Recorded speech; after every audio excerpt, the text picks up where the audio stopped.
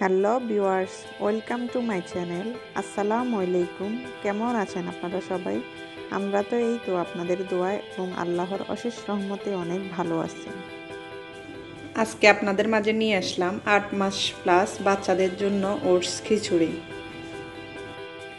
আমার রেসিপিটি শুরু করার আগে আবারও বলছি, যারা এখনও আমার চ্যানেলটি সাবস্ক্রাইব করেননি প্লিজ আমার চ্যানেলটি সাবস্ক্রাইব করুন আর পাশে থাকা ছোট্ট নোটিফিকেশনের বেল আইকনটি ক্লিক করুন আমার চ্যানেলের নতুন নতুন ভিডিওর আপডেট পেতে।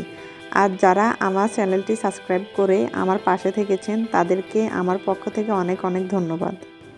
এখানে আমি যেসব উপকরণগুলো নিলাম, এখানে আমি হাফ কাপ ওটস নিলাম, হাফ কাপ গাজর নিলাম, হাফ কাপ আলু নিলাম, হাফ কাপ মিষ্টি আলু নিলাম, 1 টেবিল চামচ পেঁয়াজ কুচি আর 1 কোয়া রসুন কুচি নিলাম। আর এখানে আমি সামান্য একটু হলুদ গুঁড়ো আর স্বাদ অনুযায়ী লবণ দিব। আপনারা চাইলে 1 বছরের আগে বাচ্চাদেরকে লবণ নাও দিতে পারেন। একটা প্যানে আমি 2 টেবিল চামচ অলিভ অয়েল তেল দিলাম। এখন অপেক্ষা করব তেলগুলো গরম হওয়া পর্যন্ত। তেলগুলো গরম হয়ে গেছে, এখন এখানে আমি পেঁয়াজ কুচি আর রসুন কুচিগুলো দিয়ে দিব। দিয়ে এগুলোকে ব্রাউন কালার করে ভেজে নেব।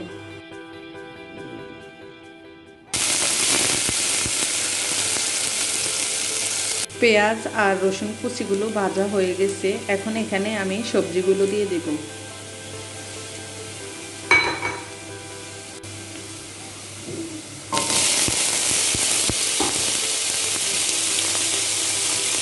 এখন এখানে আমি স্বাদ অনুযায়ী লবণ দিয়ে এগুলোকে একটু ভেজে নেব। আমার সবজিগুলো ভাজা হয়ে গেছে, এখন এখানে আমি ওটসগুলো দিয়ে দেব। ওটস আর সবজিগুলো ভাজা হয়ে গেছে, এখন এখানে আমি 2 কাপ পানি দিব। এখন এখানে আমি সামান্য একটু হলুদ গুঁড়ো আর সামান্য একটু গোলমরিচের গুঁড়ো দিব। দিয়ে অপেক্ষা করব এগুলো ব্লক আসা পর্যন্ত।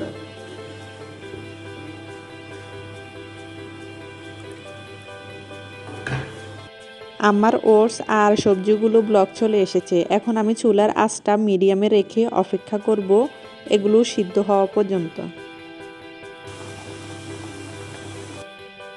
আমার ওটস খিচুড়িগুলো হয়ে গেছে, এখন আমি এগুলোকে নামিয়ে ফেলবো। নামিয়ে অপেক্ষা করব এগুলো ঠান্ডা হওয়া পর্যন্ত।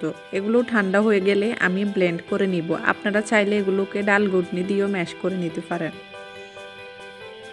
তৈরি হয়ে গেল বাচ্চাদের জন্য ভীষণ মজাদার এবং হেলদিকর ওটস খিচুড়ি রেসিপি। আপনারা যদি আমার চ্যানেলে আরও নিত্য নতুন রেসিপি দেখতে চান তাহলে প্লিজ আমার চ্যানেলটির সাথে থাকবেন। আমার চ্যানেলটিকে লাইক, কমেন্ট, শেয়ার এবং সাবস্ক্রাইব করতে ভুলবেন না। আল্লাহ হাফেজ, ভালো থাকবেন সবাই।